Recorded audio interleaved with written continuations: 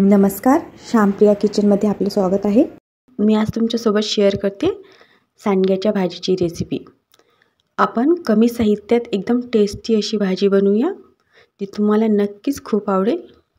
एकदम झणझणीत मस्त टेस्टी अशी भाजी। चला तर मग बनवूया मस्त सांडग्याची भाजी, जी नक्कीच तुम्हाला खूप आवडेल। सांडग्याची भाजी बनवण्यासाठी मी अर्धी वाटी सांडगे घेतलेले आहेत। आता मी गॅसवर कढई ठेवलेली आहे आणि हे सांडगे मी भाजून घेते।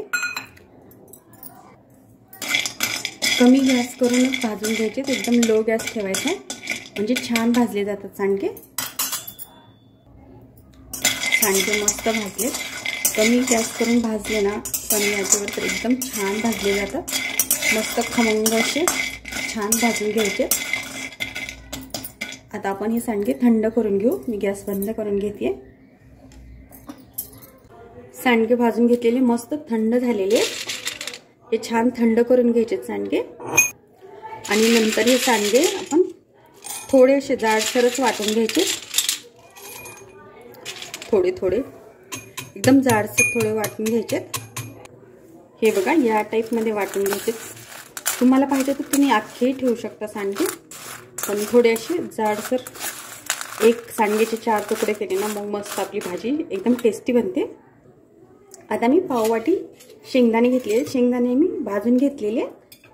तर या शेंगदाण्यामध्ये मी टाकून घेते लसणाच्या 8-10 पाकळ्या। हे शेंगदाणे पण आपण जाडसर वाटून घ्यायचे लसणासोबत।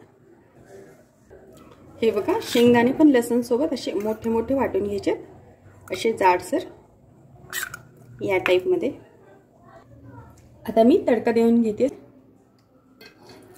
तर मी कढईत घेते 3 चम्मच तेल, 3 ते 4, तुम्ही तुमच्या आवडीनुसार कमी जास्त तेल घेऊ शकता। तेल गरम झाले,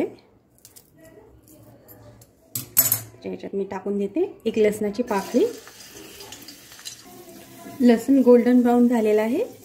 लसूण गोल्डन ब्राउन झाला, याच्यामध्ये मी टाकून घेते बारीक कट केलेला कांदा। एक मीडियम साईजचा कांदा बारीक कट करून घेतलेला।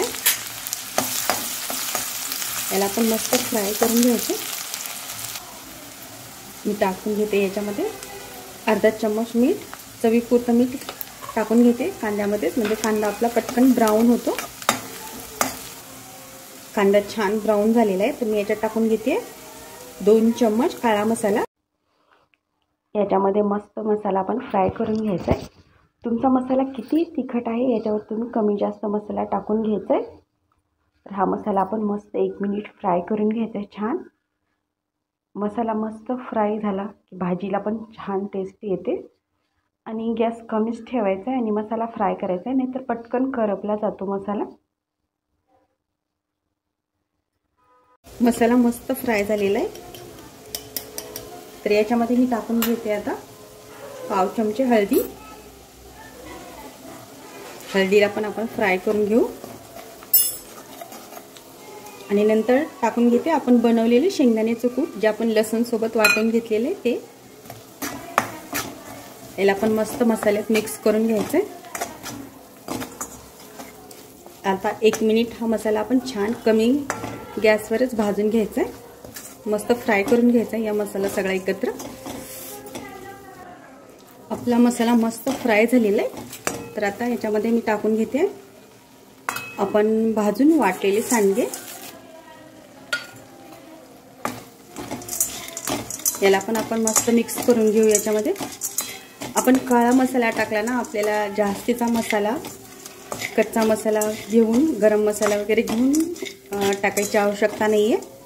फक्त काळा मसाला टाकला तर, आपण जर लाल मिरची पावडर टाकली तर मग आपल्याला गरम मसाला वगैरे किंवा कच्चा मसाला घ्यावा लागतो। सांडगे पण आपण मस्त फ्राय करून घेऊ 1 मिनिट। सांडगा पण आपला मस्त फ्राय झालेला आहे। याच्यामध्ये आपण जर बारीक तुकडे केले ना, तर शिजायला पटकन शिजतो हा सांडगा, त्यामुळे बारीक तुकडे केले की सोपं जातं। आता मी याच्यामध्ये ओतून घेते पाणी, 1 ते 1.5 ग्लास पाणी मी गरम केलेलं आहे। तुम्हाला भाजी कशी पाहिजे, ग्रेव्ही कसा रस्सा पाहिजे, त्यानुसार तुम्ही कमी जास्त पाणी टाकून घेऊ शकता। तर ही भाजी आता आपल्याला शिजायला 5 ते 7 मिनिट तरी लागतील. कमी गॅसवरती शिजून घ्यायची म्हणजे टेस्टी बनली जाते भाजी. गॅस स्लोच ठेवायचा आहे. ही बघा आपली भाजी छान झालेली आहे. एकदम टेस्टी बनते या टाईपने केलेली भाजी. एकदमच छान अशी. तुम्ही पण नक्कीच ट्राय करा अशी भाजी. आता मी गॅस बंद करून घेते. आपलं सांडगं पण छान शिजलेलं आहे. मी 8 ते 9 मिनिट कमी गॅसवर छान शिजून घेतलेली ही भाजी. मी आता गॅस बंद करून घेते आणि आपण याच्यावर टाकून घेऊ कट केलेली कोथिंबीर.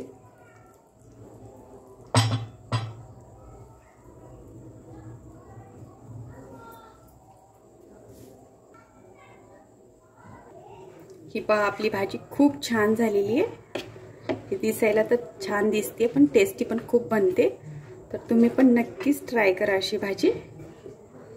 आणि तुम्हाला आजची रेसिपी कशी वाटली तेही सांगा. आणि तुम्हाला आजची रेसिपी आवडली तर नक्कीच लाईक, शेअर आणि सबस्क्राईब करा. भेटूया पुढच्या रेसिपी सोबत.